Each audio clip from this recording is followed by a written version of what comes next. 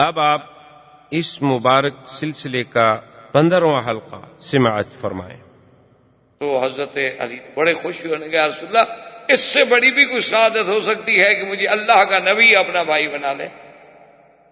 اب دیکھیں انصار کا کمال اور قربانی اور ایثار کہہ دینا تو بڑا آسان ہے۔ یہ جذبہ، یہ چیزیں اسلام کا سبق تھیں۔ افسوس، صد افسوس کہ آج یہ تمام چیزیں غیر قوموں نے اپنا لی، ہماری ساری اچھائیاں انہوں نے لے لی اور اپنی ساری برائیاں ہمارے کھاتے میں ڈال۔ صحابی جو بھائی بنے نا جی، وہ اپنے بھائی مہاجر کو لے کے گھر گیا، اس نے کہا دیکھو میرا بھائی، اللہ کے نبی نے آپ کو میرا بھائی بنا دیا۔ ہم جو ماں کے پیٹ سے پیدا ہوتے ہیں نا، وہ تو صرف یہی ہے نا کہ ماں کہتی ہے کہ تم بھائی ہو، باپ کہتا ہے تم بھائی ہو، پتہ نہیں عورت ہے خیانت کی ہو، اللہ عالم، کیا پتہ ہو سکتا ہے۔ لیکن تمہارے بھائی ہونے میں تو کوئی شبہ نہیں کہ تمہیں تو میرے نبی محمد رسول اللہ نے میرا بھائی بنایا ہے صلی اللہ علیہ وسلم۔ اس لیے دیکھو میرا گھر ہے، اس کو 2 کمرے، ایک تمہارا ایک میرا، اگر 2 کمرے نہیں ایسے گھر ہے تو اس کو تقسیم کر لیتے ہیں، آدھا تمہارا آدھا میرا۔ میرا باغ ہے، اس میں 100 کھجوریں ہیں، 50 تمہاری 50 میری۔ بھائی جو ہو، صرف کہہ دینا تو آسان ہے نا کسی کو بھائی۔ وہ ایک لطیفہ ہے نا شورش کاشمیری، اللہ اس کی قبر پہ رحمت کرے، بہت بڑا مقرر بھی تھا، خطیب بھی تھا، ادیب بھی تھا اور بہت بڑا مجاہد بھی تھا۔ تقریباً 11 سال اس نے انگریزوں کی جیل کاٹی۔ تو وہ ایک دفعہ بھٹو صاحب سے جھگڑا ہوا تو بعد میں سلو ہو گئی، کچھ لوگوں نے درمیان میں پڑھ کے سلو کرا دی۔ تو بھٹو صاحب اس کے پاس آ گئے، اس کے گھر میں، اور اس کی یہ کمزوری تھی شورش کی کہ کوئی آدمی اس کے گھر پہ چل کے آ جائے تو بس بات ختم، پھر سارے جھگڑے بگڑے۔ تو بھٹو صاحب آ گئے، بھٹو صاحب کو کسی نے بتا دیا کہ بھئی یہ بڑا ضدی آدمی ہے، مانا تو یہ انگریزوں کی جیل سے بھی نہیں، تو تمہاری سختیوں سے کب مان جائے گا یہ؟ اس کا ایک ہی کمزوری ہے، اس کے گھر چلے جاؤ بس خلاص، السلام علیکم، اس کے بعد یہ تمہاری مخالفت چھوڑ دے گا۔ وہ چپ کر کے گھر آ گیا، سلو ہو گئی۔ جب سلو ہو گئی تو بھٹو صاحب نے ہنستے ہوئے کہا کہ شورش صاحب آج کے بعد آپ مجھے اپنا بھائی سمجھیں، آپ مجھے ایز اے پی ایم بات نہ کیا کریں، مجھے پی ایم سمجھ کے آپ فون نہ کیا کریں، بلکہ آپ مجھے اپنا بھائی سمجھیں۔ تو شورش نے فوراً کہا کہ ہاں میں کوشش کروں گا، لیکن مجھے ڈر ہے کہ کہیں آپ یوسف کے بھائی۔ انہوں نے کہا ڈر ہے مجھے، یوسف کے بھی تو بھائی تھے نا جنہوں نے کنویں میں ڈالا تھا۔ تو انہوں نے کہا بھائی تو آپ بن رہے ہیں، لیکن میں خیال رکھوں گا بہرحال پھر بھی کہ آپ میرے وہ یوسف والے بھائی تو نہیں ہیں۔ تو باہر صورت کہنے کا مقصد یہ تھا کہ بھائی کا لفظ کہہ دینا تو بہت آسان، لیکن اس پہ عملاً پریکٹیکل طور پہ عمل کرنا کہ بھائی بن کے دکھانا۔ انہوں نے کہا یہ اچھا، اتنا اس سے بڑا کمال یہ ہے، ایک صحابی نے کہا دیکھو بھائی میری 2 بیویاں ہیں، تم میرے بھائی ہو، تو میں ایک بیوی کو طلاق دے دیتا ہوں، لیکن تم ان 2 کو پہلے دیکھ لو، ان میں سے تجھے کون سی پسند ہے، جو تجھے پسند ہو میں طلاق دے دیتا ہوں، عدت گزر جائے تم شادی کر لو۔ یہ انصار کا کمال تھا، اور آگے بھی تو پھر مہاجرین تھے نا، ہماری طرح تو نہیں تھے نا، ہماری طرح ہوتے تو کہتے یار بڑی اچھی بات ہے، ٹھیک ہے، آدمی خود اپنی بیوی دینا چاہتا ہے تو کیا حرج ہے، خوشی سے ہی دے رہا ہے نا، ہمیں تو کوئی نہ بھی دے تو دیکھ لیتے ہیں، وہ تو ویسے دینے پہ راضی ہوا ہے، ہم تو ویسے بھی طلاقیں لے لیتے ہیں، تعویذ کر لیتے ہیں، سحر کر لیتے ہیں، جادو کر لیتے ہیں۔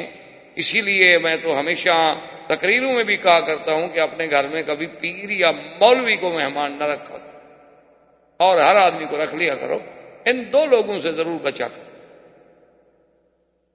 کئی لوگ مجھ سے ناراض ہیں، وہ کہتے ہیں یہ آپ مولویوں کی توہین کرتے ہیں، توہین سمجھیں کچھ سمجھیں۔ ایک تو مولویوں کو عادت ہوتی ہے مطالعہ کرنے کی، کتابیں پڑھنے کی، اسٹڈی بڑی کرتے ہیں، متن دیکھا، حاشیہ دیکھا، شرح دیکھی، ایک ایک لفظ دیکھا۔ اسی طرح ان کو پاؤں بھی کسی عورت کا نظر آ جائے تو یہ سر تک پہنچ جائیں، یہ مطالعہ شروع کر دیتے، عادت ہوتی۔ اور دوسری بات یہ ہوتی ہے کہ یہ غریب بھوکے ہوتے ہیں، ان کو کچھ دیکھا ہوا نہیں ہوتا، نہ تو بھوکے آدمی سے ہر قسم کے جرم کی توقع ہو سکتی۔ ایک گناہ گار آدمی نے تو سینکڑوں عورتیں دیکھی ہوئی ہوتی ہیں، اس کا دل بھرا ہوا ہوتا ہے، اس نے کیا گناہ کرنا؟ تو یہ مقام تھا صحابہ کا کہ عبد الرحمن ابن عوف نے کہا دیکھو انصاریوں بات سنو، تم نے اپنے بھائی ہونے کا حق ادا کر، لا ننسى فضلکم، ہم تمہارا احسان کبھی نہیں بھول سکتے، لیکن خدا کے لیے ایک بھائی نے کہا کہ میرے بھائی دلونی الی السوق، مجھے ایک رسی دے دو، ایک کلہاڑی دے دو، اور مجھے بتلا دو کہ لکڑیاں کہاں آتی ہیں، کہاں بکتی ہیں، جزاکم اللہ خیرا، میں لکڑیاں بیچ کے کھانا کھا لوں گا، میں بھی کسی کے دروازے پہ پڑھ کے اس کے لیے بوجھ بننا نہیں چاہتا۔ مہمان ہوتا ہے 3 دن، اس کے بعد کیا مہمان ہے بھائی، پھر تو بلائے جان ہے۔ تو اب اس مواخات کے بعد پھر حضور نے ایک حکم جاری کیا، آپ نے فرمایا کہ آج کے بعد قریش کو مدینہ منورہ میں کوئی پناہ نہیں دے گا، کسی کے وہ جیران نہیں بن سکتے، جیوار نہیں بن سکتے، کہ کل کو کوئی قریشی آ جائے مدینہ منورہ میں اور ایک آدمی کہہ دے کہ ہاں جی میرا دوست ہے میں نے پناہ دے دی ہے نا، خبردار، مشرک کو اب کوئی پناہ نہیں دے گا۔ اور دوسرا حضور نے حکم جاری کیا کہ اب کسی غیر ملک سے یا غیر قوموں سے جو معاہدے ہوں گے وہ صرف محمد الرسول اللہ کریں صلی اللہ علیہ وسلم، اب کسی یہودی کو یہ حق نہیں، اب کسی کعب بن الاشرف کو، بنو قریظہ کو، بنو نذیر کو، بنی قینقاع کو، ان کے سرداروں کو کوئی حق نہیں، اب یہ حق صرف اسلام کا ہے۔ اگر کسی قوم سے معاہدہ ہوگا، عہود ہوں گے، مواثیق ہوں گے، معاہدات ہوں گے، تو وہ صرف ہم کریں گے اور کوئی نہیں کرے گا۔ اور اس کے بعد جناب یہ ہے کہ حضور پاک سرکار دو عالم صلی اللہ علیہ وآلہ آلہ واصحابہ وسلم تسلیما کثیرا کثیرا نے نماز کا حکم، کیونکہ یاد رکھیں نماز میں کئی ادوار گزرے ہیں، جو نماز ہم پڑھتے ہیں، جو اہم العبادات، جو صلہ ہے بین العبد و بین الرب، اس پہ کئی ادوار گزرے ہیں۔ پہلے زمانے میں صحابہ نماز پڑھتے تھے لیکن نماز فرض نہیں تھی، یعنی ابتدائی اسلام میں مکے میں حضور بھی نماز پڑھتے تھے، صحابہ بھی نماز پڑھتے تھے، لیکن نماز فرض کوئی نہیں تھی، اپنے منشے سے کسی نے پڑھ لی، کسی نے نہ پڑھی۔ پھر سب سے پہلے فرض ہوئی نماز کون سی؟ یہ 5 نمازیں نہیں، صرف تہجد، تہجد رات کی نماز فرض ہوئی حضور پر بھی اور صحابہ پر، کہ یا ایھا المزمل قم اللیل الا قلیلا نصفہ او انقص منہ قلیلا او زد علیہ ورتل القرآن ترتیلا۔ قم اللیل، حکم یہ تھا کہ میرے مدنی قم اللیل الا قلیلا، رات کا زیادہ حصہ عبادت کرو، تھوڑا سا آرام کر لو، تھوڑا سا حصہ، اس کے بعد پھر تھوڑی سی اللہ نے رعایت کی، اللہ نے فرمایا قم اللیل الا قلیلا نصفہ او انقص منہ قلیلا، یا آدھی رات عبادت، آدھی رات آرام، یا پھر ایسا کریں چلو آدھی رات سے بھی کچھ کم عبادت کر لو، زیادہ حصہ آرام کر لو۔ سب سے پہلے جو فرض ہوا وہ رات تہجد کی نماز تھی، قیام اللیل جسے آپ کہہ سکتے ہیں۔ اور قیام اللیل اتنا جامع لفظ ہے، یاد رکھیں، اس میں تہجد بھی آ جاتی ہے، اس میں تراویح بھی آ جاتی ہے، اس میں صلاۃ الفطر بھی آ جاتی ہے، یہ بڑا جامع معنی لفظ ہے، کیونکہ رات کی نماز ہے نا، رات میں پڑھی جانے والی نماز، عشاء بھی آپ رات میں پڑھیں گے، تراویح بھی رات میں پڑھیں گے، وطر بھی رات میں پڑھیں گے، تہجد بھی رات میں پڑھیں گے۔ اب اس کے بعد اللہ تبارک و تعالی نے پھر دوسرا حکم آ گیا کہ میرے مدنی پاک پر تو تہجد فرض رہی، لیکن آپ کی امت پہ تہجد فرض نہ رہی۔ حضور صلی اللہ علیہ وسلم کے ذمہ تو صلاۃ تہجد فرض رہی، اسی لیے حضور نے کبھی نماز تہجد نہیں چھوڑی، الا لیلۃ المزدلفہ، مگر صرف مزدلفہ کی رات میں جب حضور حج پہ تشریف لے آئے تو آپ نے تہجد نہیں پڑھی۔ کیوں؟ شفقتاً علی امتہ، اپنی امت پہ شفقت فرمانے کے لیے کہ بھئی 10 تاریخ کو تو میری امت کو بڑے کام ہیں، کنکریاں مارنی ہیں، قربانی کرنی ہے، بال کٹانے ہیں، احرام کھولنا ہے، پھر طواف زیارت کے لیے جانا ہے، صفا مروہ دوڑنی ہے، تو رات کو بھی جاگے ہوئے ہوں گے تو صبح بیچارے کیسے اتنے بڑے کام کر سکیں گے؟ تو حضور نے تہجد نہیں پڑھی، ورنہ کبھی زندگی میں سفر میں حضر میں حضور نے کبھی تہجد نہیں پڑھی۔ اور اس رات کی نماز میں جو مزہ ہے نا جی، دعا کریں اللہ آپ کو بھی، اللہ مجھے بھی نصیب کرے۔ تو اصل میں حقیقت یہ ہے کہ یہ ایک ایسی کیفیات ہیں جو آدمی تقریروں سے نہیں سمجھا سکتا۔ دیکھیں نا جی، اب اس میں چاہے تو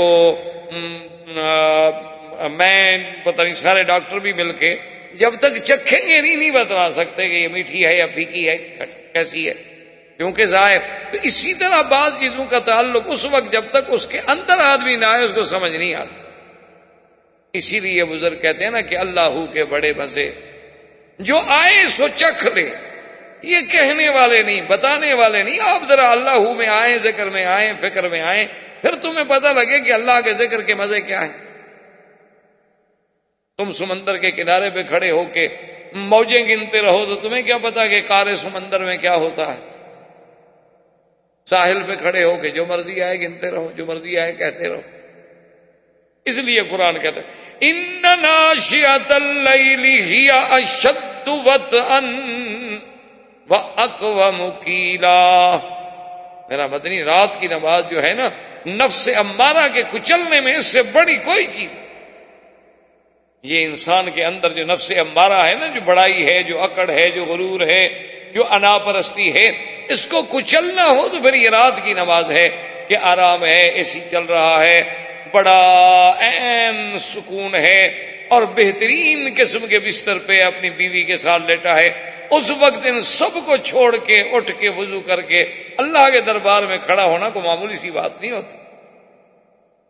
آدمی اپنے جذبات کو کچلتا، اپنے خواہشات کو مٹا دیتا، اور اللہ نے فرمایا کہ میرا مدنی، یہ رات کی نماز ایسی ہے کہ پھر اس کا پڑھنا جو ہے نا، وہ صرف زبان سے نہیں ہوتا بلکہ دل اور زبان جو ہے موافقت ہوتی ہے ان میں، کیونکہ اور کسی قسم کا خیال نہیں، شور نہیں، توجہ نہیں، کوئی دیکھنے والا نہیں، کوئی بولنے والا نہیں، آپ اکیلے ہیں، آپ ہیں اور رب ہے۔ وہ جو تنہائی ہے نا جی، اسی لیے نبوت سے پہلے حضور کو حبب الخلوہ، حضور کو تنہائی پسند ہو گئی تھی۔ آپ جا کے پورا مہینہ غار حرا میں بیٹھے رہتے۔ اسی لیے اب بھی علماء اولیاء اللہ اور صحیح معنوں میں جو صوفیاء کرام ہیں، قرآن و سنت کی روشنی میں چلنے والے، اب بھی وہ اسی لیے اپنے تلامذہ کو بطور علاج جو ہے ان کو علیحدہ رکھتے ہیں کہ بھئی مجالس سے بچو، خلوت سے بچو، الگ بیٹھو، ذکر کرو، مراقبہ کرو، اپنے اعمال پہ توجہ کرو، اپنے نفس پہ توجہ کرو، اپنے دل پہ توجہ کرو، روز جو کچھ آپ نے آج کے دن میں کیا ہے اس پہ توجہ کرو۔ تو اسی لیے وہ لوگ اسے کاٹتے ہیں کہ جب آدمی خلوت میں آتا ہے تو خدا کی قدرت ہے کہ پھر اس کے اندر کی جو صلاحیتیں ہیں وہ بیدار ہوتی ہیں، اور جب تم جلوت میں ہوتے ہو تو لوگوں کے اثرات سے وہ باتیں خاموش ہو جاتی، وہ بتی جلتی نہیں۔ جب وہ جلتی نہیں تو روشنی کیسے نظر آئے؟ اور یہ باتیں چونکہ کسی کو سمجھائی نہیں جا سکتی، اس لیے بڑے لوگ مخالف بھی ہو گئے اس بات کے، کیونکہ یہ باتیں نہ پڑھنے سے آتی ہیں نہ سمجھانے سے آتی ہیں۔ تو سب سے پہلے یاد رکھیں کیا تھا، صلاۃ تہجد فرض ہوئی حضور صلی اللہ علیہ وسلم پر بھی، امت پر بھی، پھر اللہ نے امت سے تو معاف کر دی، حضور کے ذمہ رہی۔ اچھا، پہلے پھر یہ تھا کہ بھئی آدھی رات آرام، آدھی رات نماز، وہ بھی پھر اللہ نے معاف کر دیا۔ فرمایا فَقْرَؤُوا مَا تَيَسَّرَ مِنَ الْقُرْآنِ عَلِمَ أَن سَيَكُونُ مِنْكُمْ مَرْضَىٰ۔ اللہ نے فرمایا میرا مدنی، اب اجازت ہے آپ کی امت کو جتنا پڑھ سکے نا بس پڑھ، کیوں اللہ جانتا ہے تم میں بیمار ہوں گے، تم میں مجاہد ہوں گے، تم میں کاروباری لوگ ہوں گے، صبح اس نے جا کے ڈیوٹی پہ جانا ہے، اور پھر بیچارہ رات کو ساری رات اگر تہجد میں جاگتا رہے تو پھر کیسے جا سکے گا؟ تو لہذا اب اس کے لیے راحت ہے، آرام ہے، جتنی پڑھ سکے، بس باقی سب اللہ نے معاف کر دیا۔ تو نماز کی پہلی سٹیج یہ تھی۔ دوسری سٹیج نماز کی یہ تھی کہ اللہ نے 50 فرض کی معراج کی رات کہ 50 نمازیں پڑھیں۔ وہ ایک دفعہ حضرت مفتی محمود صاحب رحمۃ اللہ علیہ کا وقت کے پریزیڈنٹ سے مخالفت تھی، تقابل تھا، تو اس نے ایک مجلس میں آپس میں مذاکرات ہو رہے تھے، تو اس نے کہا کہ مفتی صاحب کیا ہی اچھا ہوتا کہ اللہ میاں وہ 50 نمازیں ہی رکھتے، کم از کم آپ مولوی اسی میں تو مصروف رہتے، ہماری جان تو چھوڑتے نا۔ انہوں نے کہا کہ 50 نمازیں ہم نے تو پڑھنی نہیں تھی، اس نے کہا ہم تو چلو لگے رہتے نا، فارغ تھے، ہم نے تو کوئی نماز نہ 1 پڑھنی ہے نہ 50 پڑھنی ہے نہ 5 پڑھنی ہے، لیکن اگر 50 نمازیں ہوتی تو کم از کم 24 گھنٹے آپ 50 نمازوں میں لگے رہتے، ہماری جان تو چھوڑتے نا، ہمارے خلاف الگ ایجیٹیشن ہے، مظاہرے ہیں، تقریریں ہیں۔ مفتی صاحب نے کہا کہ تم تو ابھی 5 نمازوں کی طاقت کی مقابلہ نہیں کر رہے ہو، جب ہم 50 پڑھتے اس روحانی طاقت کا مقابلہ تم کر سکتے، پھر تو تم 1 گھنٹہ بھی نہ ٹھہرتے، ابھی تو ہمیں اتنے دن لگ گئے ہیں تمہیں ہٹانے میں، اس لیے کہ ابھی نمازیں ہماری کم ہیں۔ اگر وہ اللہ ہمیں روحانی قوت عطا فرما دیتے 50 نمازیں پڑھنے کی، تو پھر وہ نورانیت، وہ قوت، وہ ایمان جو ہوتا تو تم اس کا مقابلہ پھر کر سکتے، تم تو پھر 1 دن بھی نہ ٹھہرتے۔ تو بہرحال 50 نمازیں فرض ہوئیں، پھر اللہ نے معاف فرما دی اور 5، جب 5 رہ گئیں تو اس میں بھی اللہ کی رحمت کا ملاحظہ فرمائیں کہ یہ فرما دیا کہ میرا مدنی ہم نے آپ سے رعایت بھی کر دی ہے، اپنا فیصلہ بھی نہیں بدلا، اور اسی اپنے فیصلے کو ہم نے ایک عظمت بھی دے دی ہے کہ ما یبدل القول لدی، میرے ہاں کوئی فیصلے تبدیل نہیں ہوتے، یہ کوئی انسانی کورٹیں نہیں ہیں، یہ کوئی انسانی پارلیمنٹیں نہیں ہیں کہ جب چاہا بدل دیا، میرا جو فیصلہ ہے وہ وہی ہے 50 والا، امت آپ کی 5 پڑھے گی لیکن لکھیں گے ہم 50، من جاء بالحسنۃ فلہ 10 امثالها۔ اچھا، اس قرآن کی آیت کو مرزا قادیانی پتہ ہے اس نے کیسے سمجھا؟ اس نے قوم سے وعدہ کیا کہ میں کتاب لکھوں گا جس کے 50 جلد ہوں گے، اس کے لیے میرے ماننے والے جو ہیں اتنے پیسے جمع کرائیں۔ لوگوں نے پیسے جمع کرانے شروع کر دیے، پیسے جمع ہو گئے۔ اب پیسے تو جمع ہو گئے، اس بدبخت نے لکھی 5 جلدیں، 50 نہ لکھ سکا۔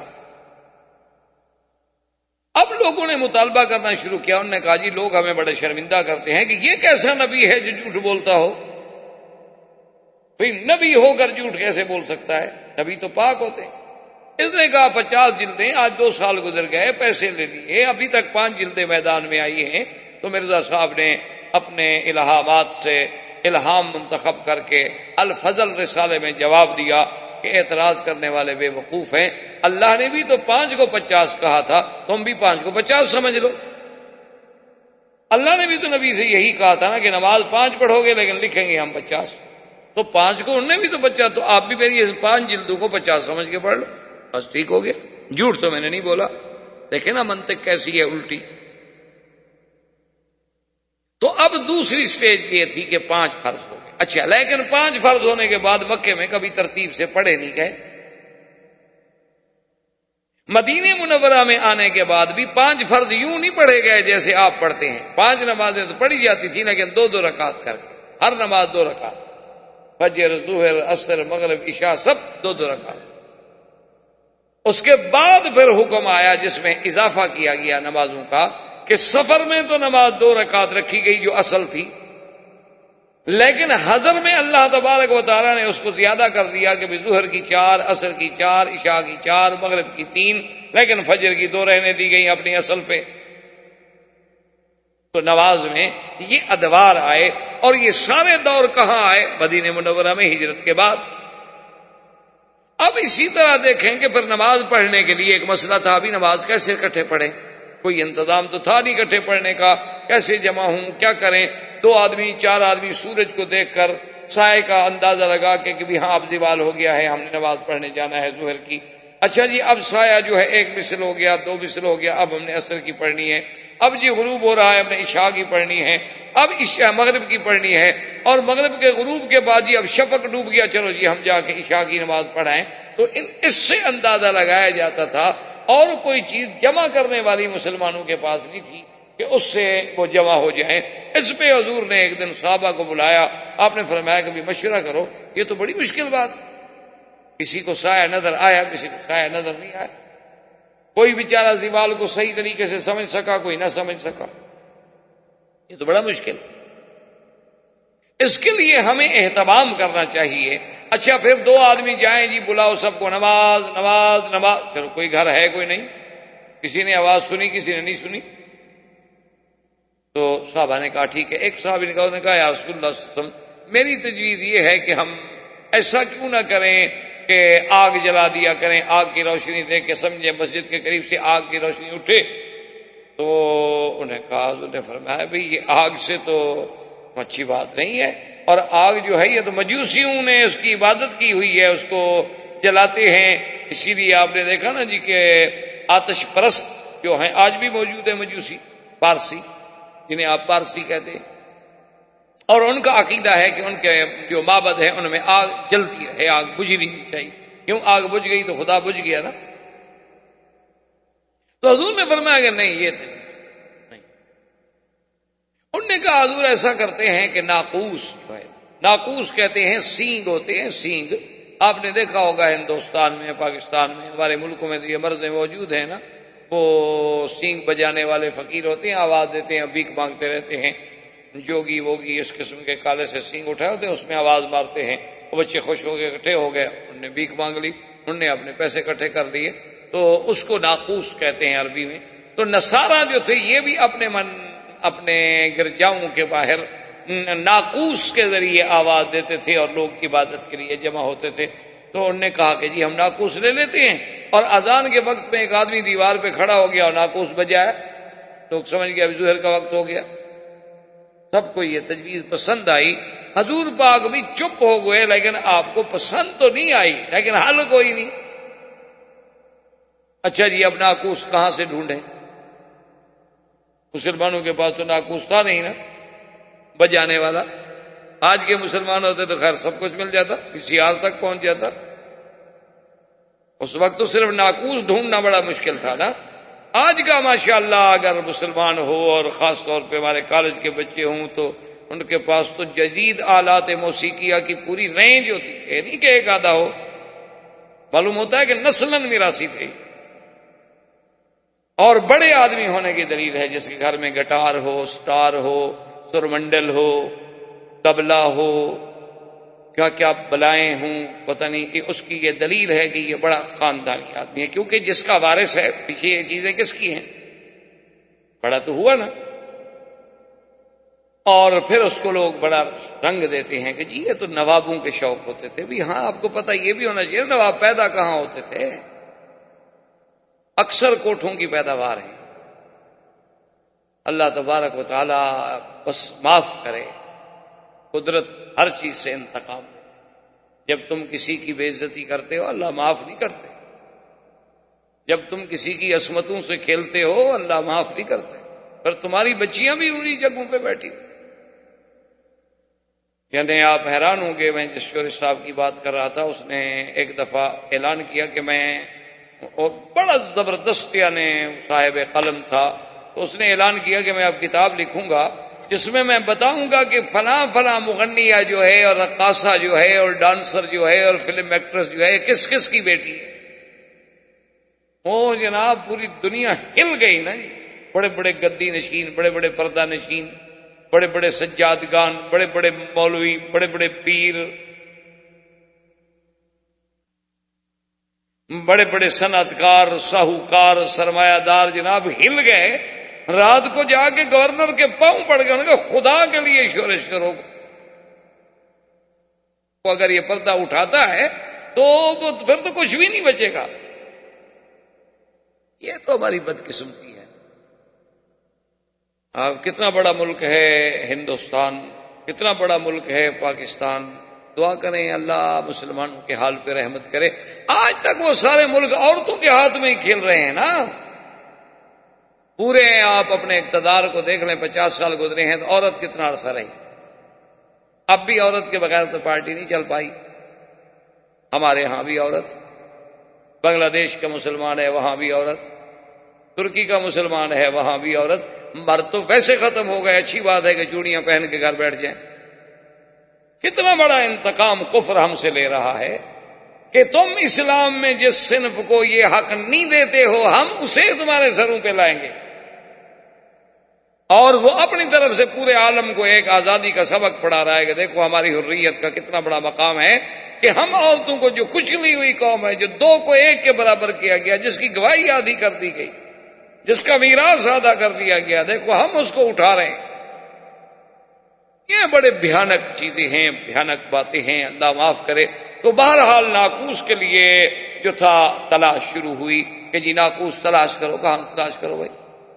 لازمی بات ہے کہ عیسائی سے خریدو. مسلمانوں کے گھر میں ناقوس کا کیا کام؟ ابھی وہ ناقوس نہیں ملا تھا کہ ایک صحابی تھے جن کا نام تھا عبداللہ ابن زید رضی اللہ تعالی عنہ. وہ آئے حضور کی خدمت میں دوڑے دوڑے، یا رسول اللہ انی رأیت رؤیا رأیت رؤیا رأیت رؤیا یا محمد. حضور میں نے ایک خواب دیکھا. فرمایا کیا خواب دیکھا؟ انہوں نے کہا حضور میں بس ایسے بیٹھا ہوا ہوں، ایسے ایک بندہ آ گیا، اس نے کہا کہ تم ناقوس کیوں ڈھونڈ رہے ہو؟ انہوں نے کہا نماز کے اعلان کے لیے. انہوں نے کہا کمال کرتے ہو، مسلمانوں کا ناقوس سے کیا کام ہے؟ اور میں تمہیں سکھاتا ہوں. یا رسول اللہ وقام وقال اللہ اکبر اللہ اکبر اللہ اکبر اللہ اکبر اشہد ان لا الہ الا اللہ، پوری اذان. اور یا رسول اللہ میں نیند سے اٹھا تو مجھے یاد ہے پوری، اس میں ایک لفظ بھی خطا نہیں. حضور پاک نے فرمایا کہ میرے صحابی تمہیں اللہ کی طرف سے یہ خواب دکھایا گیا ہے، لہذا اسی کو ہم ثابت کرتے ہیں. میں حکم دیتا ہوں کہ ہر نماز سے پہلے یہی اذان دی جائے، لیکن علم بلالا، تم بلال کو سکھا دو. وجاء عمر وقال یا رسول انی رأیت الرؤیا. حضرت عمر آئے، انہوں نے کہا رسول اللہ میں نے خواب دیکھا ہے، مجھے اذان دکھائی گئی، سنائی گئی. انہوں نے کہا تم نے کیا سنا؟ حضرت عمر نے وہی سنا دی، حالانکہ پہلے تو اذان تھی نہیں. فأقر رسول اللہ صلی اللہ علیہ وسلم، حضور پاک نے اس کو ثابت کر دیا.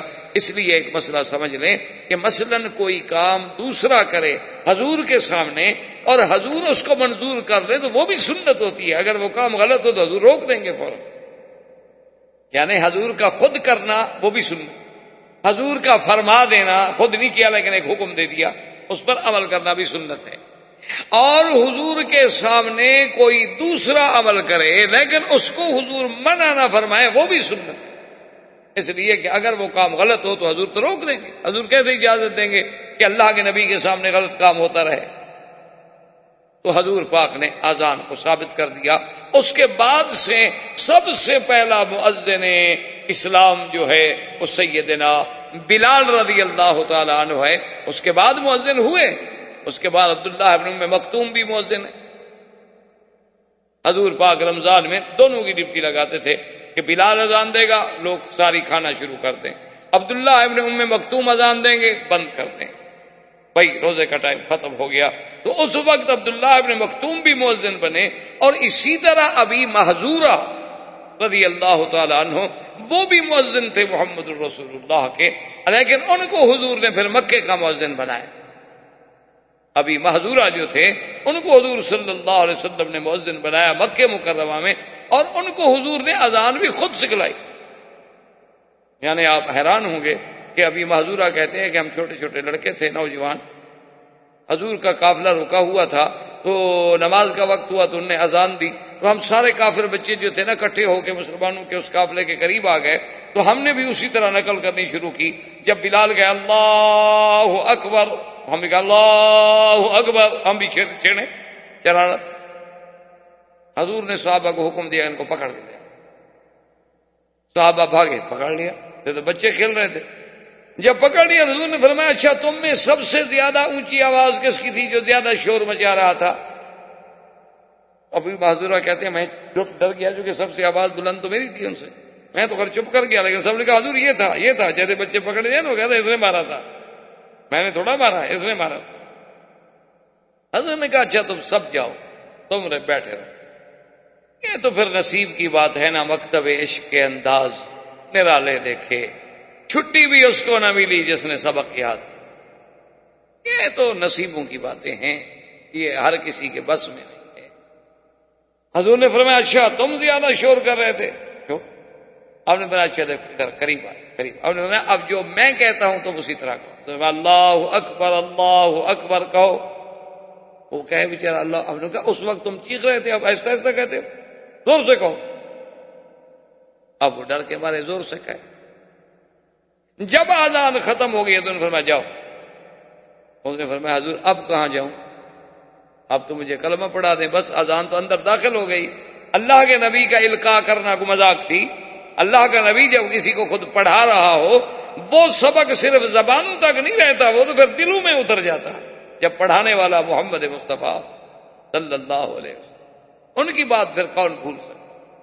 اتنی دیر کی صحبت، حضور کا اس کو توجہ بھر کے دیکھنا، حضور کا خود اس کو پڑھانا، یہ کوئی معمولی سی بات تو نہیں ہوتی نا. اسی کا اقبال نے کہا تھا نا کہ نگاہ مرد مومن سے بدل جاتی ہے تقدیریں. وہ ہر مومن مومن نہیں ہوتا. تو اب جناب ابھی محدورہ کو حضور نے مؤذن مکے کا بنا دیا.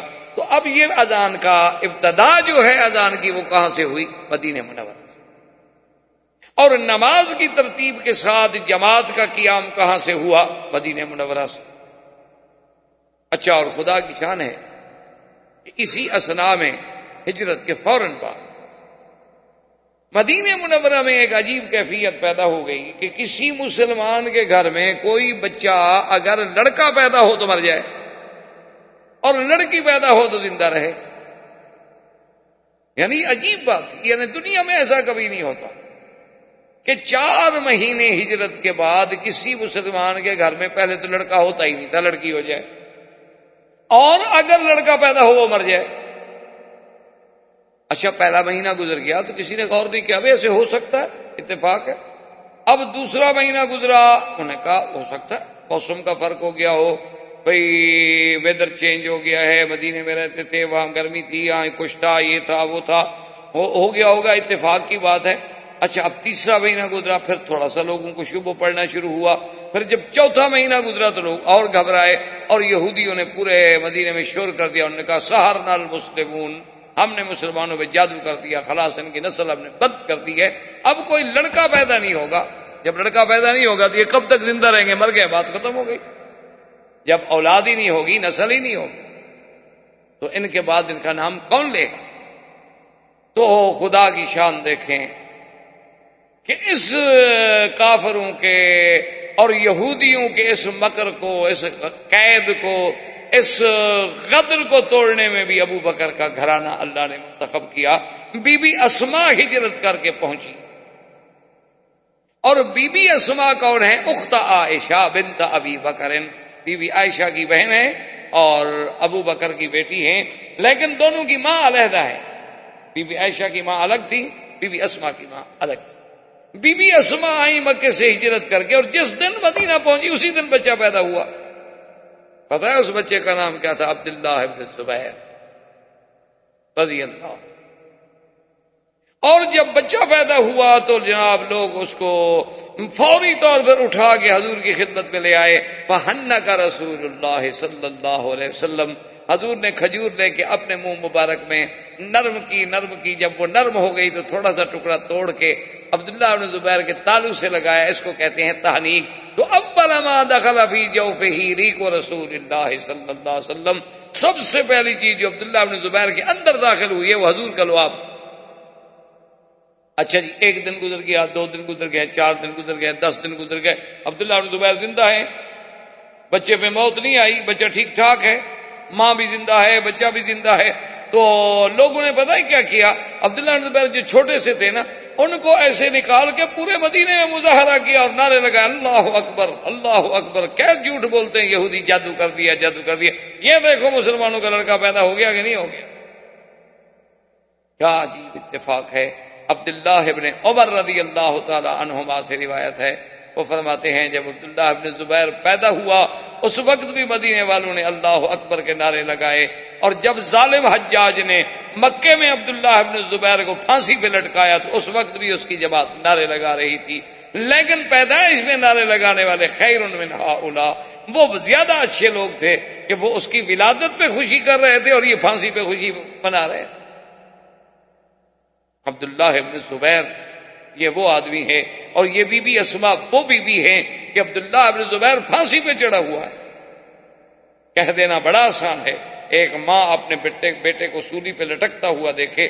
بی بی اسماء جب وہاں سے گزری تو رک گئی، دیکھ کے کہنے لگی کہ اچھا ابھی میرا سوار گھوڑے سے نہیں اترا.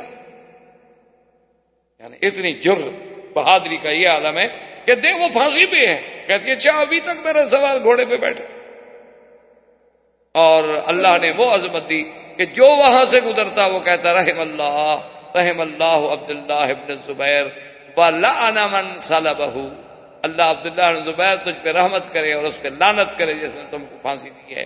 حجاج کو پتہ چلا کہ تو کروڑوں لعنتیں برس گئی، اس کا جلدی کرو اتارو بس دفن کرنے دو، یہ تو جتنی دیر کھڑا رہے گا اتنی لعنتیں بڑھتی چلی جائیں گی، میرے مقدر میں تو لعنتیں ہی لکھی ہیں۔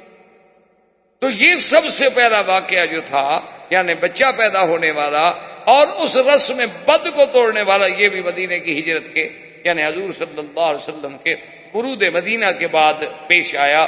اور سب سے پہلا سریہ، سریہ اس کو کہتے ہیں، یاد رکھیں دو لفظ، ایک ہے سریہ ایک ہے غزوہ، آپ کتابوں میں پڑھیں گے لکھا ہوتا ہے سریہ، اور یہ لکھیں گے غزوات۔ تو غزوہ وہ ہوتا ہے جس جہاد میں حضور پاک خود تشریف لے گئے ہوں، وہ غزوہ ہے، اور سریہ وہ ہوتا ہے کہ جس کا حضور نے امر تو فرمایا، حکم تو دیا، لیکن کسی دوسرے کو امیر بنا کے بھیجا اور خود تشریف نہیں لے گئے، وہ سرایا۔ سب سے پہلا سریہ جو حضور نے ترتیب دیا اس کا امیر کون بنا؟ حمزہ ابن عبد المطلب، اور آپ نے حکم دیا کہ تم جاؤ، راستے میں قافلہ جا رہا ہے قریش کا، ان پہ حملہ کرو۔ لیکن خدا کی شان ہے کہ وہ جب آئے تو بنی زمرہ کا قبیلہ تھا، اس کا سردار جو تھا وہ درمیان میں حارج ہو گیا، اس نے کہا بھی میں تم لوگوں کو لڑنے، قافلہ میرے علاقے سے گزر رہا ہے، یہاں سے تو گزرنے دو، جب میرا علاقہ ختم ہو جائے پھر وہاں جا کے چاہے لڑو یا حملہ کرو۔ تو اس وجہ سے وہ قافلہ نکل گیا، حضرت حمزہ بغیر لڑائی کے مدینہ منورہ واپس آ گئے۔ لیکن سریات و غزوات کی ابتدا جو ہے وہ بھی حضور صلی اللہ علیہ وسلم کے مدینہ منورہ پہنچنے کے بعد ہوئی، اور جوں جوں اب دن گزرتے گئے، وہ جیسے کہ کسی نے کیا بات کی، اس نے کہا ہر نبی آیا جانے کے لیے، لیکن محمد مدنی آئے جانے کے لیے نہیں، چھا جانے۔ باقی تو جتنے نبی آئے نا جانے کے لیے آئے اور چلے گئے، نبوت ختم، زمانہ ختم۔ لیکن اللہ کے نبی کی شان یہ تھی کہ جوں جوں وقت گزرتا جا رہا تھا، وَلَلْآخِرَةُ خَيْرٌ لَكَ مِنَ الْأُولَىٰ وَلَسَوْفَ يُؤْتِيكَ رَبُّكَ فَتَرْضَىٰ وَاللَّهُ تَعَالَىٰ عَالِمٌ وَعِلْمُهُ أَتَمُّ وَمَا عَلَيْنَا إِلَّا الْبَلَاغُ۔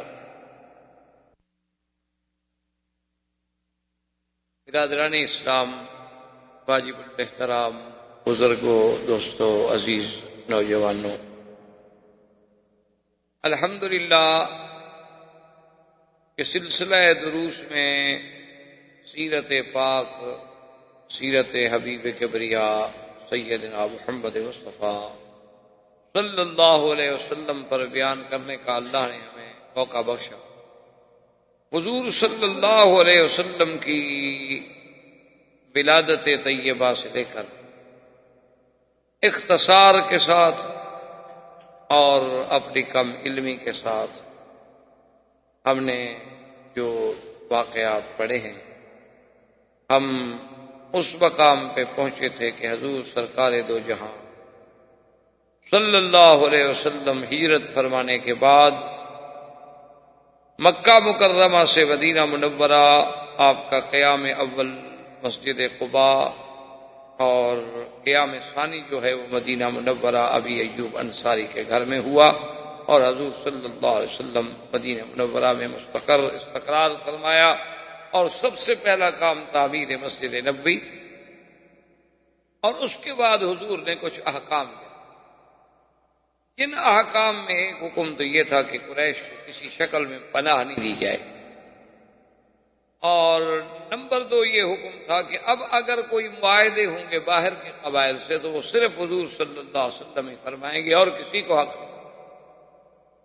اور حضور صلی اللہ علیہ وسلم نے سب سے پہلا مدرسہ جو قرآن پاک کا مدرسہ تھا، جسے آپ تعلیم قرآن بھی کہہ لیں، تحفیظ قرآن بھی کہہ لیں، اسی مسجد نبوی میں آپ نے جاری فرمایا کہ جو اصحاب رسول اس مسجد میں رہتے تھے تو وہ حضور صلی اللہ علیہ وسلم سے اللہ کا قرآن سن کے یاد کیا کرتے تھے۔ تو مسجد و مدرسے کی ابتدا، اور اس کے ساتھ ساتھ یہ بھی آپ ذہن میں رکھ لیں کہ جتنی زندگی میرے مدنی سرکار نے مکہ میں گزاری تو آپ کے مخالف مشرکین کافر تھے، مشرک تھے، وثنی تھے، بت پرست تھے، لیکن جب حضور صلی اللہ علیہ وسلم مدینہ منورہ تشریف لے گئے تو کافر تو خیر پہلے ہی مخالف ہوتا ہے چاہے وہ کہیں، کیونکہ حضور صلی اللہ علیہ وسلم یہ فرمان ہے کہ الکفر ملت واحد،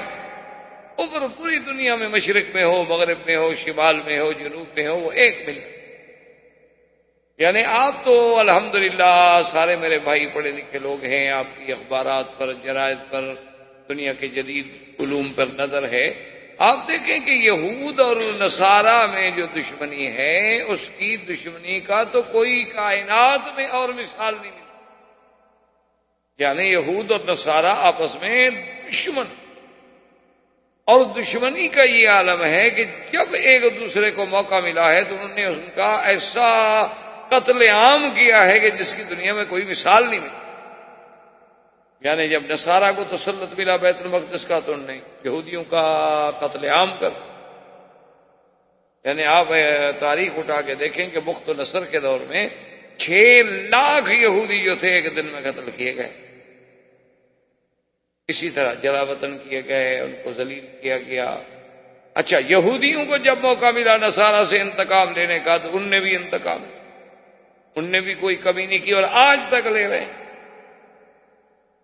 یعنی جو ان پہ ہوا ہے وہ بھولے نہیں ہیں، صرف اب ان کے انتقام کے طریقے بدل گئے ہیں، کچھ اقتصادی طور پر انتقام لے لیتے ہیں، کیونکہ جتنی دنیا کی ملٹی نیشنل کمپنیاں ہیں یعنی وہ سب گویا کہ یوں سمجھ لیں کہ اس وقت پورا عالم جو ہے وہ پنجہ یہود میں ہے، اور جب چاہیں، ابھی آپ نے دیکھا تھا کہ وہ چاہیں تو کسی ملک کے اتنے بڑے طاقتور ملک کے پریزیڈنٹ کو ایک لڑکی کی وجہ سے پوری دنیا میں ذلیل کر، وہ ان کی لڑکی، اور اسی مقاصد کے لیے ان کو بھیجا گیا۔ تو بہرحال میرے کہنے کا مقصد یہ تھا کہ سب سے بڑے دشمن تو کافر ہے، وہ دشمن ہے، لیکن ایک بات یہ میں جو عرض کر رہا تھا وہ یہ تھی کہ جب اسلام کا مقابلہ کرنا پڑے پھر یہود اور نصارہ بھی اکٹھے ہو جاتے ہیں۔ یعنی ابھی آپ نے کچھ عرصہ قبل پوپ جو ہے عیسائیت کا سب سے بڑا ان کا جو بابا ہے نے کہا کہ اچھا وہ یہودیوں نے جو ہم سے کیا ہم نے معاف کیا، ہم نے ان کو معافی، خلاص ہم اب ایک۔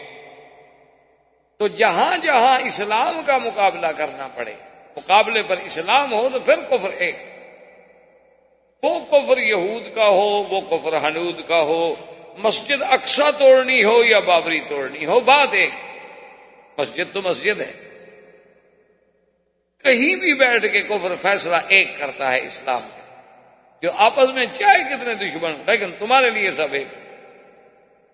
تو حضور صلی اللہ علیہ وسلم سرکار دو جہاں کو مکے میں مشرکوں سے مقابلہ کرنا پڑا، اور جب حضور مدینہ پاک میں تشریف لے آئے تو اب مخالفین بھی بدلے، کافر تو پہلے مخالف تھے، پھر یہود میں اضافہ ہوا کہ یہود کے بڑے قبیلے جو تھے، سب سے بڑا قبیلہ جو تھا ان کا بنی نذیر تھا، اس کے بعد بنی قریظہ تھے، اس کے بعد بنی قینقاع تھے، یہ سب کے سب مدینہ منورہ میں آباد تھے، اور ان کی بڑی قوت، طاقت، ان کے اپنے محلات، قلعے اور بڑے بڑے حصون، بڑی بڑی دیواریں، اور پورے مدینے کی آبادی کو لے کر خیبر تک اور یمبو تک اور رابق تک، اور ان سب کو اپنے سودی نظام میں جکڑا ہوا تھا، سب لوگ مقروض تھے ان کے ہاتھ میں، اور وہ یہ خواب دیکھ رہے تھے کہ بھئی اب سیادت اور قیادت جو ہے ہمیں ملے گی، اور ایک نبی جب پیدا ہوں گے تو ہم مسلمان ہو جائیں گے، ہم اس نبی کا ساتھ دیں گے اور پوری دنیا میں پھر ہمارا غلبہ ہوگا۔ لیکن جب حضور صلی اللہ علیہ وسلم کی ولادت ولد اسماعیل سے ہوئی تو وہ بدبخت حسد میں مبتلا، اب ان یہود میں سے پھر دو گروہ بن گئے، ایک تو وہ تھے جو کھلے دشمن کافر ہیں، اور کچھ یہود میں ایسے لوگ تھے کہ جنہوں نے یہ سوچا کہ ہم کیوں نہ مسلمان بن جائیں اور مسلمانوں کے ساتھ مل جائیں اور مسلمانوں سے فائدہ اٹھائیں، اور پھر جب موقع ملے گا تو پھر ہم یہودی تو ہیں ہی ہیں نا، یہ تو اصل تو ہمارا وہی یہود ہے، لیکن ظاہر میں ہم اسلام قبول کر لیتے ہیں، مسلمانوں کے ساتھ مل جاتے ہیں، یہ منافق۔ اس کو شریعت کی اصطلاح میں، قرآن کی اصطلاح میں کہا جاتا ہے منافق، کہ ظاہر کچھ کرتا ہو اور باطن میں کچھ رکھتا ہو، اسی کا نام نفاق ہے۔ اور یہ ایک اعتقادی منافق تھے، عمل کے منافق نہیں، یعنی عقیدے میں بھی منافق، کہ ظاہراً کہتے تھے کہ یا رسول اللہ ہم آپ کو رسول پاک مانتے ہیں، لیکن اندر سے نہیں مانتے۔ اور یہ منافقین کا جو گروہ تھا، ویسے بے اعتبار ظاہر کے مسلمانوں کے ساتھ ملتا اٹھتا بیٹھتا، نماز آنا جانا مساجد میں سب کچھ، لیکن اندر سے دشمنی۔ تو اب حضور کے سامنے محاذ بن گئے، یعنی ایک مشرکین کا، ایک یہود کا، اور ایک ان منافقین کا جو ظاہر میں دوست بنے ہوئے ہیں، اندر سے سب سے بڑے دشمن۔ اور اسی اسنا میں یہ بنی نذیر بنی قریظہ جو ہے مدینے میں بیٹھے اس انتظار میں تھے حقیقتاً کہ حضور آئیں گے، اب اسلام لائیں گے۔ اسی ضمن میں سیدنا سلمان الفارسی رضی اللہ تعالی عنہ، جو حضور کے بہت بڑے جلیل القدر صحابی ہیں اور جن کا بہت بڑا مقام ہے، بہت بڑا مقام ہے، کہ جن کو حضور نے یہ فرما دیا ہو کہ سلمان منا من اہل البیت، کہ بھی سلمان تو ہمارے گھر کا آدمی ہے، اہل بیت میں سے ہے۔ تو یہ حضرت سلمان الفارسی جو تھے رضی اللہ تعالی عنہ، یہ بھی بیچارے فارس سے اسی لیے مدینے پہنچے تھے کہ انہوں نے اپنی زندگی میں، ان کو اللہ نے خیال دے دیا، انہوں نے دنیا چھوڑ دی اور دین کی طرف راغب ہو گئے، اور یہ جا کر مختلف راہبوں کے پاس، مختلف ان کے احبار کے پاس، رہبان کے پاس، نصارہ کے بڑے بڑے علماء کے پاس، ان کے کلیساؤں میں جا کے رہے، ان کی خدمت کی۔ اچھا، خدا کی قدرت ہے، اللہ کی طرف سے ہر چیز کا ایک وقت مقرر ہوتا ہے کہ بہت بڑا عیسائی عالم تھا، مسیحی عالم تھا، ان کے پاس رہے آپ اور کافی عرصہ ان کی خدمت کی، ان سے بڑا دین سیکھا، بڑا اللہ کی باتیں سیکھی۔ لیکن اس کی موت کا جب وقت آ گیا، اس نے کہا کہ سلمان، اب میری موت کا وقت آ گیا ہے، اور اس وقت خطہ عرب میں صرف ایک آدمی ہے فلاں جس کے بارے میں تمہیں کہہ سکتا ہوں کہ وہ صحیح معنوں میں دین عیسیٰ پہ ہے، تم میرے مرنے کے بعد پھر وہیں چلے جاؤ۔ حضرت سلمان اس کے پاس۔ اچھا، خدا کی شان ہے، کچھ دنوں کے بعد وہ بھی بوڑھا آدمی تھا، اس کی بھی موت قریب آ گئی۔ تو جب وہ مرنے لگا تو حضرت سلمان نے پوچھا کہ جناب مجھے تو پھر کوئی نصیحت فرمائے نا کہ اب میں کہاں جاؤں، آپ کے بعد میں کہاں جاؤں؟ تو انہوں نے کہا کہ سلمان، اصل بات یہ ہے کہ میرے علم اب حالات اتنے بگڑ چکے ہیں کہ تقریباً اب خطہ عرب میں مجھے کوئی آدمی صحیح معنوں میں احبار میں سے، رہبان میں سے کوئی آدمی دین عیسیٰ پہ سچا نظر نہیں آتا۔ اب اگر کوئی ہے تو بس وہ لوگ ہیں جو سرکاری درباری قسم کے پیر مولوی ہیں، کوئی اللہ والا بندہ نہیں رہا۔ اب اگر تم نجات چاہتے ہو، نہ چاہتے ہو کہ میری آخرت بن جائے، آخرت سنور جائے، تو تم کسی نہ کسی طرح مدینہ منورہ جا کے انتظار کرو، ایک نبی آئیں گے جن کا نام محمد مصطفیٰ صلی اللہ علیہ وسلم، بس ان پر ایمان لے آؤ۔ اور اس نے بتلایا کہ آپ کا نام محمد ہوگا صلی اللہ علیہ وسلم، اور آپ کی ولادت جو ہے وہ مکے میں ہوگی، اور آپ کی ہجرت جو ہے وہ یثرب میں ہوگی، اور آپ جو ہے ہدیہ کوئی پیش کرے گا تو قبول فرما لیں گے، لیکن صدقے کی چیز نہیں کھائیں گے، اور ما بین کتفی خاتم النبوت، آپ کے دو کندھوں کے درمیان میں بائیں پسلی کے نیچے ایک چھوٹی سی علامت ہوگی، خاتم، وہ ہے نبوت۔ اور اس نے ایسا حلیہ مبارک بیان کیا حضرت سلمان کے سامنے، اس نے کہا کہ آپ کا قد مبارک اتنا طویل نہیں ہوگا کہ لمبا نظر آئے،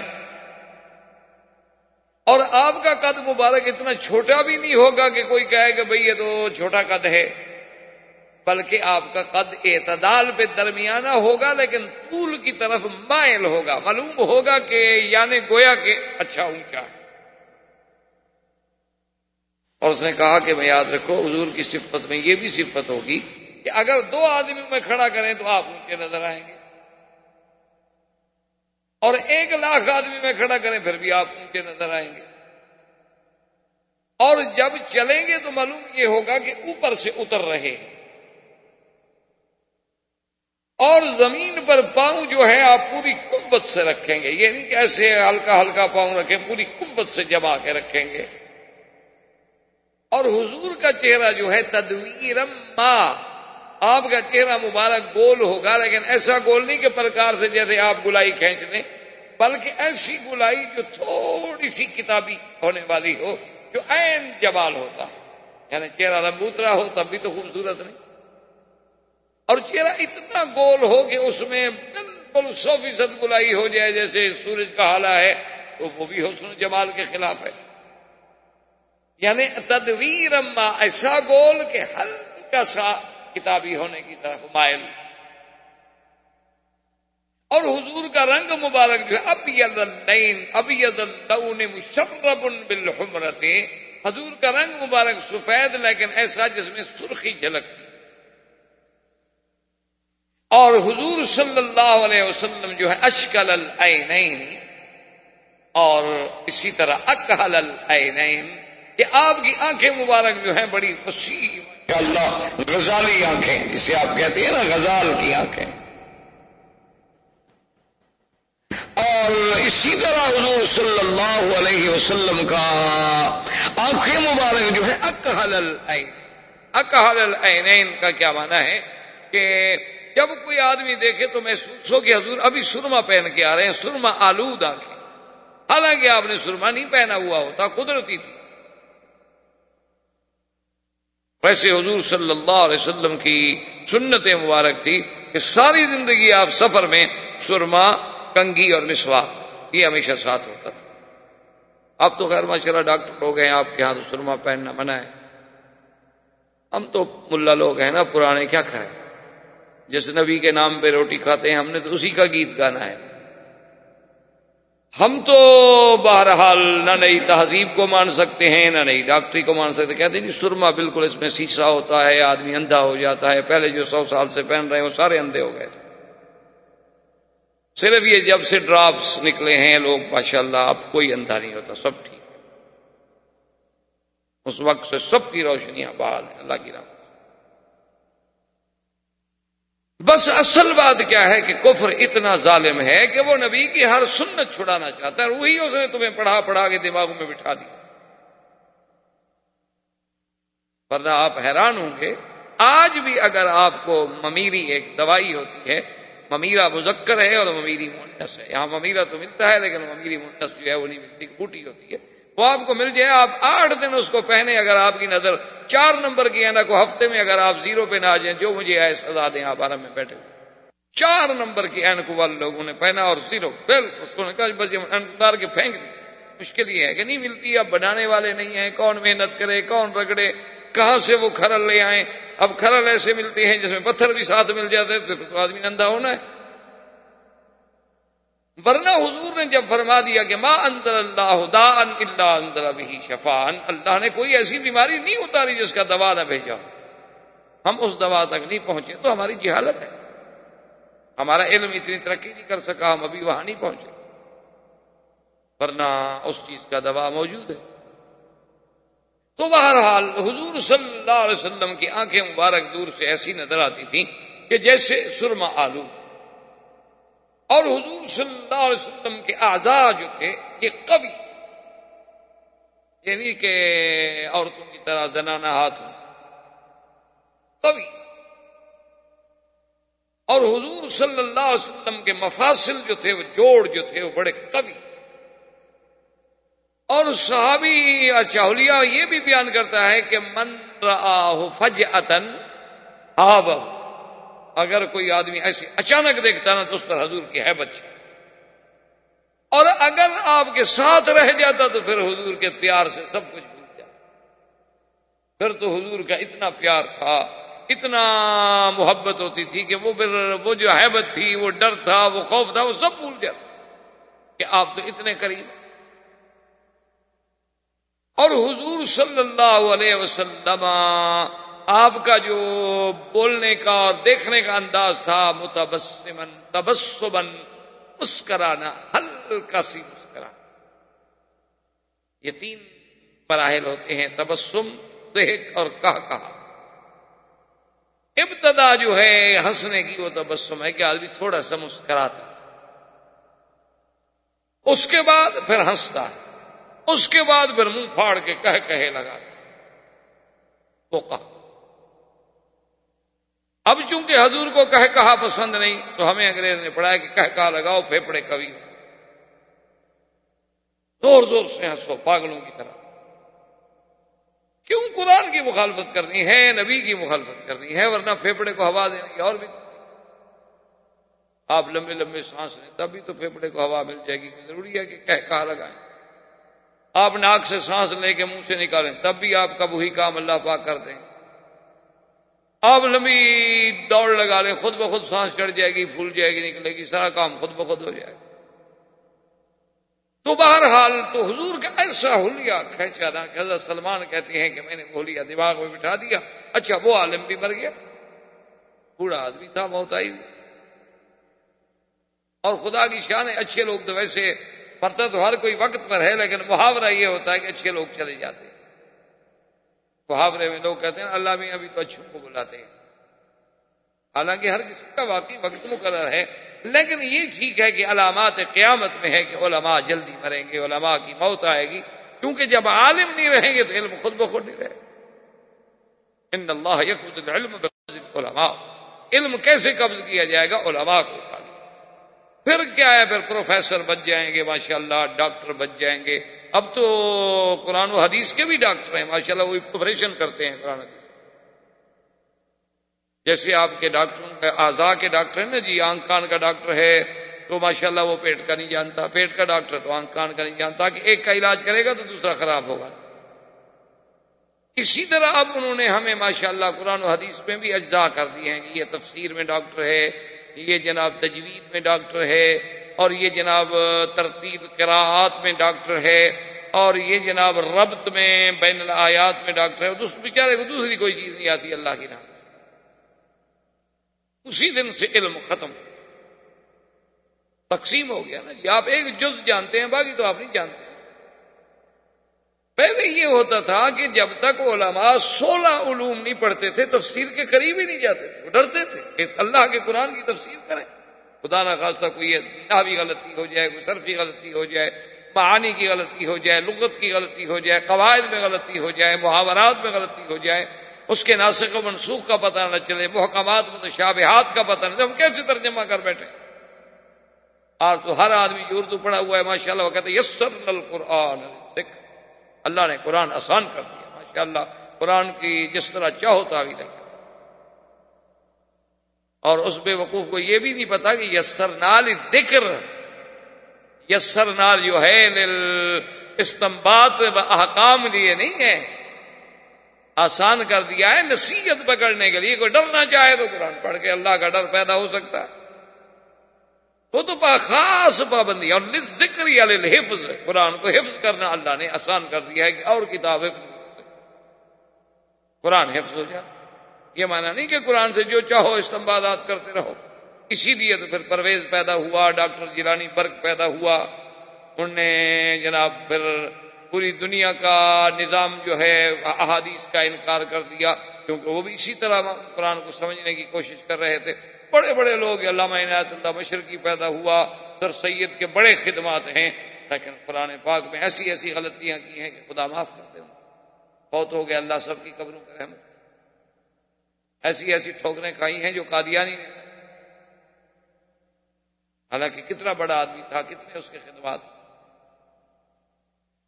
تو بہرحال میرے کہنے کا مقصد یہ تھا کہ حضرت سلمان کو جب سارا چیزیں نقشہ ذہن میں آ گیا، عرب کی طرف چل پڑے. خدا کی قدرت راستے میں قافلہ آ رہا تھا، اس زمانے میں سفر مشکل تھے. انہوں نے حضرت سلمان کو دیکھا، خوبصورت لڑکا ہے، نوجوان نے پکڑ لیا، پکڑ کے ساتھ لے آئے، مدینہ منورہ میں آگے بیچ دیا کہ یہ غلام ہے. اب حضرت سلمان کہے میں کس کو بتاؤں کہ اللہ کے بندے، میں تو فارس کے بڑے خاندان کا لڑکا ہوں، میں کوئی غلام شلام نہیں، لیکن کون میری بات سنے؟ انہوں نے بیچ دیا اور بیچا بھی یہودی کے پاس، جو کہ پیسہ یہود کے پاس، خریدے گا تو وہی نا جس کے بلے میں پیسہ ہو۔ حضرت سلمان فرماتے ہیں کہ ایک دن میں اس کے کھجوروں کے باغ میں بیٹھا تھا کہ وہاں مجھے خبر ملی کہ قادم رسول اللہ ہے، کہ حضور اللہ کے نبی آ گئے کر کے مدینہ میں آ گئے۔ کہتے ہیں میں جناب پھر مجھ سے تو پھر صبر نہ ہو سکا نا، کہ میرے تو دل میں اصل انتظار، میرا مقصد جو تھا، مقدم جو تھا مدینہ منورہ کا، وہ یہی تو تھا جس کے لیے میں غلام بن گیا، میں بک گیا۔ کہتے ہیں کہ میں نے کھجوریں کچھ لیں اور جلدی جلدی حضور کی خدمت میں پہنچا، اور آنے کے بعد حضور صلی اللہ علیہ وآلہ آلہ وسلم کی خدمت میں نے وہ کھجوریں پیش کی۔ کھجوریں پیش جب میں نے کی تو حضور نے فرمایا کیا ہے؟ میں نے کہا حضور یہ صدقے کی کھجوریں ہیں، خیرات کی، صدقہ ہے۔ حضور پاک نے وہ لے لی اور صحابہ کو دے دی، کبھی جو غریب صحابہ ہیں کھا لیں صدقے کی کھجوریں، لیکن حضور نے کوئی دانہ نہیں۔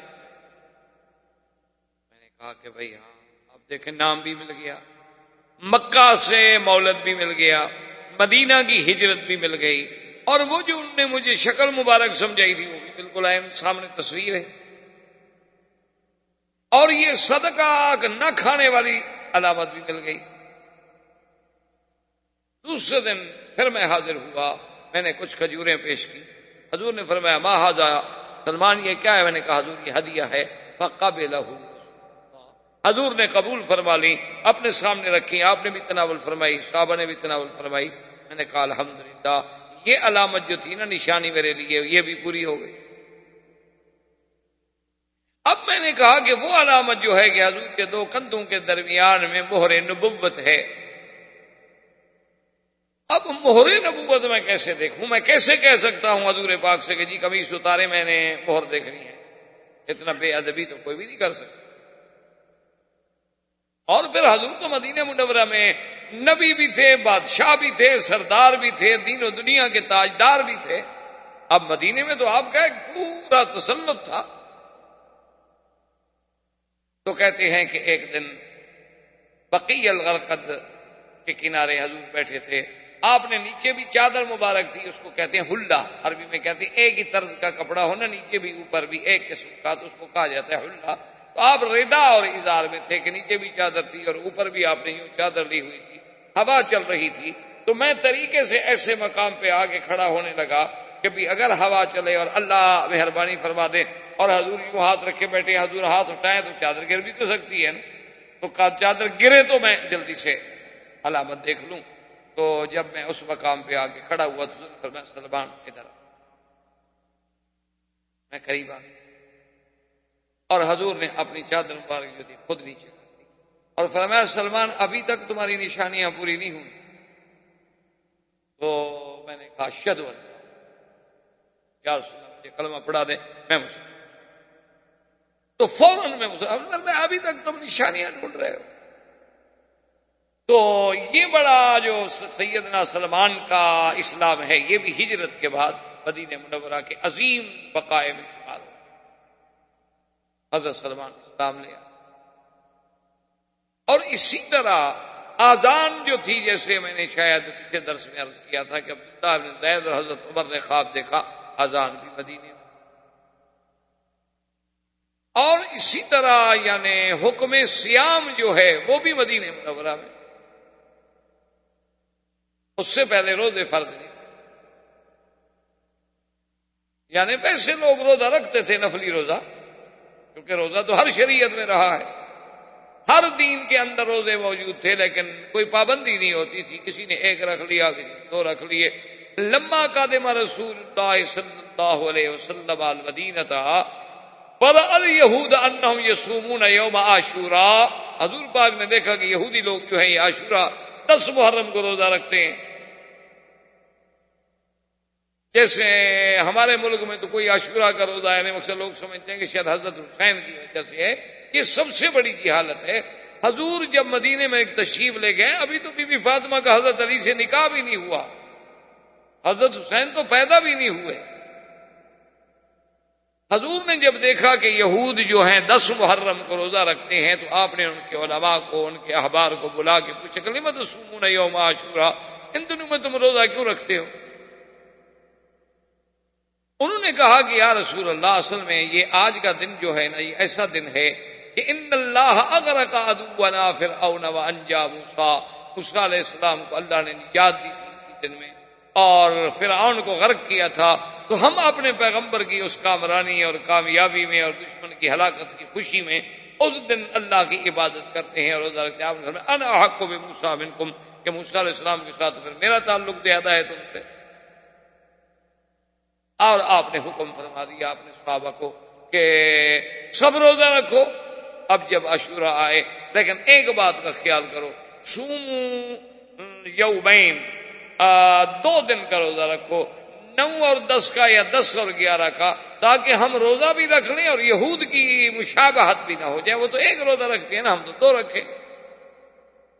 دیکھو یعنی اللہ پاک کے نبی کے ذرا اس فرمان کو سمجھو کہ نماز میں، روزے میں، عبادت میں بھی تشبہ بالیہود حضور کو گوارا نہیں، اور ہم تو شکل میں کرتے ہیں، ہم تو لباس میں کرتے ہیں، ہم تو عادات میں کرتے ہیں، حالانکہ روزہ ہے، روزہ تو اللہ کی عبادت ہے۔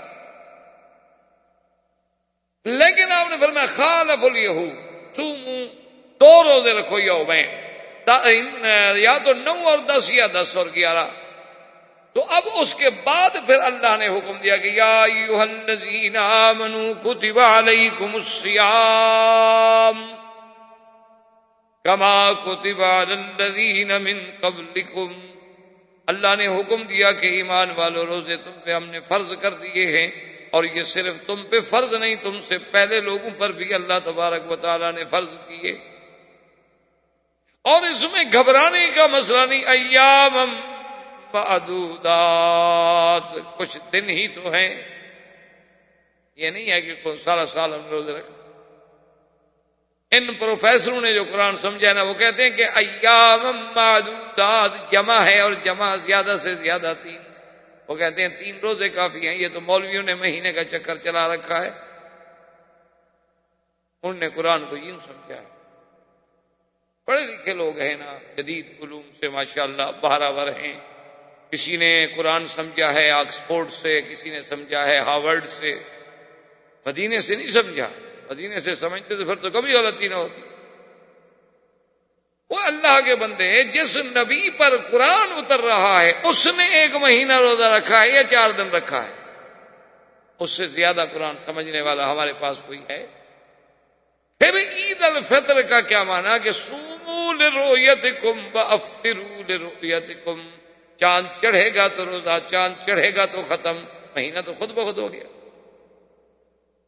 فمن شہد منکم الشہر فلیصمہ، جب مہینے کا چاند دیکھے تو روزہ رکھے۔ اگر مہینہ ضروری نہیں تھا، چند روزے رکھنے تھے تو پھر تو کسی وقت رکھ دیے جاتے، چاند دیکھنے سے کیا مطلب؟ لیکن یہ تو بادشاہ لوگ ہیں، ان کی مرضی ہے۔ خرد کا نام جنو رکھ دیا اور جنو کا نام خرد۔ جیسے آپ نے دیکھا نا، ابھی کہتے ہیں دیکھو جی کہ ملا کتنے بے وقوف ہیں، کہتے ہیں پاگل ہیں، کہ اب ہمارے پاس اتنے بڑے ذرائع موجود ہیں، ہمارے پاس اتنے بڑے یعنی خلا میں ہمارے سٹائٹ موجود ہے، ہم تو 1 مہینہ پہلے آپ کو بتا سکتے ہیں کہ چاند کب نکلے گا۔ تو یہ عجیب لوگ ہیں، مولوی صاحبان پاگل ہیں، کہتے ہیں جی چاند دیکھو، چاند دیکھو، چاند دیکھو، اور دیکھو پتہ نہیں کمال ہے، ان کو پتہ نہیں نظر ہی کیسے آ جاتے ہیں، حالانکہ ابھی تو چاند پیدا نہیں ہوتا۔ نیو مون جو ہے وہ اتنے 28-48 گھنٹے سے پہلے تو کسی کو نظر ہی نہیں آ سکتا، اس کی ولادت ہوگی، وہ بچہ ہے وہ پیدا ہوگا، وہ نظر آنے کے قابل تو آئے نا۔ اور پھر ہمارے پاس جب اتنے جدید آلات موجود ہیں، ہم تو بالکل منظار سے ڈھونڈ کے آپ کو بتا سکتے ہیں یہ دیکھو جی ہے یا نہیں۔ اور جناب کتابیں لکھ لکھ کے اتنا برسے ہیں نا علماء پر کہ ایک نوجوان چھوٹا بچہ ہو جو بیچارہ ابھی 5ویں جماعت پڑھتا ہے، اس کے دماغ میں آپ جو مولویوں کی نفرت بھرنی شروع کریں MA تک، وہ بڑا ہو کے کیا کرے گا؟ غریب، اس غریب کا کیا گناہ ہے؟ اس کے دماغ میں آپ یہ بٹھاتے جائیں کہ دیکھو جی مولوی کہتا ہے زمین نہیں گھومتی، دیکھو پاگل ہے کہ نہیں؟ وہ بڑے بڑے ہمارے سائنس والے کہتے ہیں زمین گھومتی ہے،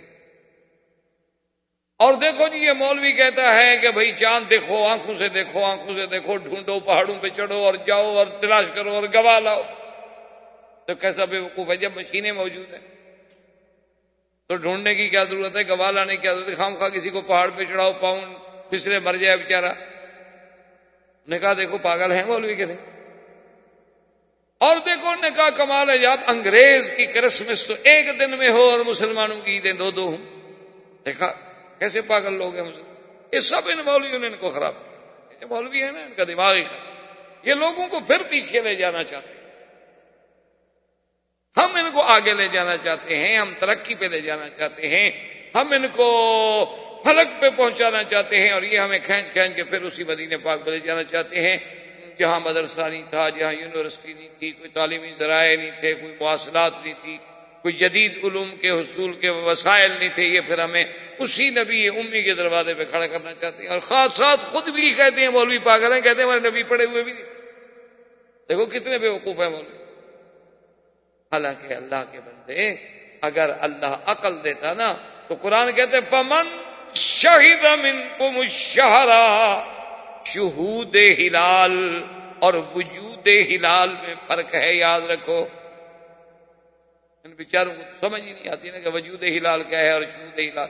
شہود مانا چاند کا نظر آنا، وجود ہلال کا مانا کہ چاند جہاں ہو ہم اس کو ڈھونڈیں. ہم کوئی چاند کے پجاری ہیں کہ اس کو ڈھونڈیں، دوربین لے کر جائیں، مشینیں لگا کے ڈھونڈیں. ہمیں تو اللہ نے ایک علامت بتا دی کہ نظر آ جائے روزہ رکھ لو، نہ نظر آ جائے 30 دن پورے کر لو. کیونکہ تم کوئی چاند سورج کے پجاری تو نہیں ہو، یہ تو میں نے تمہارے لیے ایک اندازہ رکھا ہے. وہ شہود ہلال ہے، وجود ہلال کے تو تم ضروری نہیں ہے. اس لیے ہم مشین سے فیصلہ کرائیں کہ وجود ہے کہ نہیں ہے. نہ ہو دفعہ ہو، نہیں نظر آیا ہم اس کے کو پابند ہیں. اس لیے حضور نے فرمایا فَإِن غُمَّ عَلَيْكُمْ فَأَكْمِلُوا 30.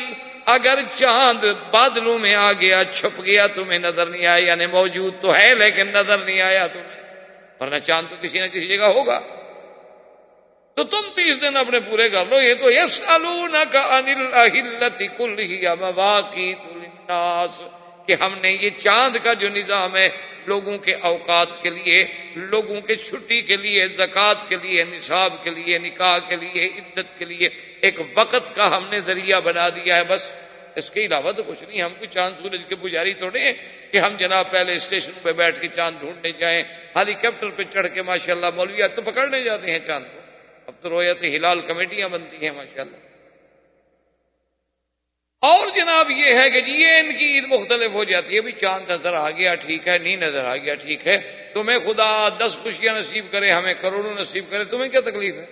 تو اللہ نے بتا دیا کہ میں میرے کسی دین کے پابند، تمہارے لیے آسانی ہے. نظر آئے عید کر لو، نہیں نظر آئے نہ صحیح دوسرے دن کر لینا، وعلیکم السلام.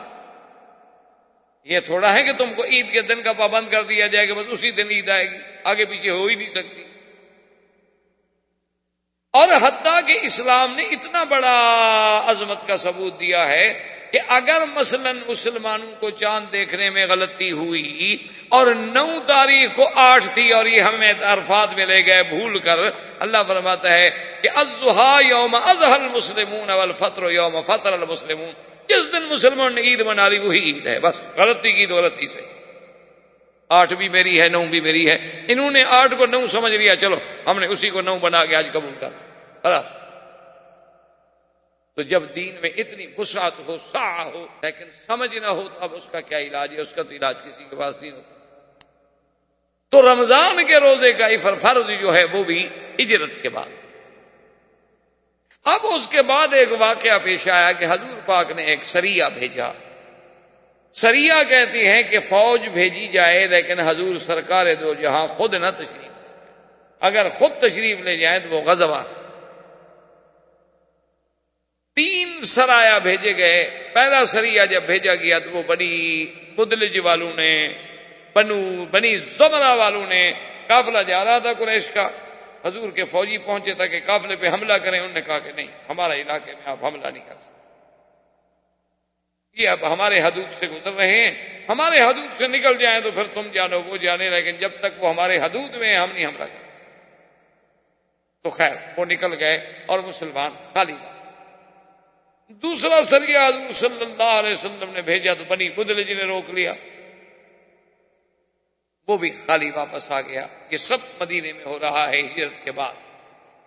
تیسرے سریے میں حضور صلی اللہ علیہ وسلم نے صحابہ کو حکم دیا کہ جائیں، اور جانے والے کتنے ہیں؟ صرف 8 آدمی، اور ان کو حضور نے ایک خط مبارک دیا۔ اس خط کو لکھ کے آپ نے کہا کہ اس کو پڑھنا نہیں، تم جاؤ سفر کرو، اور 2 دن کا سفر جب کر لو تو پھر خط پڑھنا۔ میں نے کہا جی بہت اچھا۔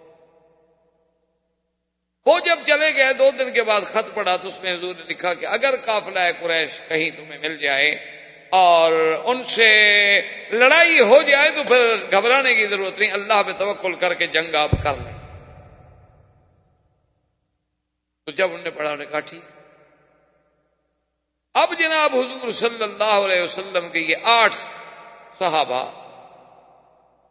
اللہ کی شان دیکھیں کہ قافلہ جا رہا ہے جس میں 200 اونٹ ہیں، 200 اونٹوں کا قافلہ ہے، ان کے ساتھ آدمی ہیں، نگران ہیں۔ اچھا 8 آدمی میں خدا کی شان یہ ہے کہ 2 آدمیوں کو پہلے بھیجا گیا کہ ادھر ادھر دور دور دور دور پہاڑوں میں جا کے دیکھو کوئی قافلہ نظر آ جائے۔ حضور نے جو فرمایا کہ اگر قافلہ آ جائے ٹکرا جائے تو پھر جنگ کر سکتے ہو، تو وہ ڈھونڈنے گئے، وہ خود گم ہو گئے، باقی 6 بچ گئے۔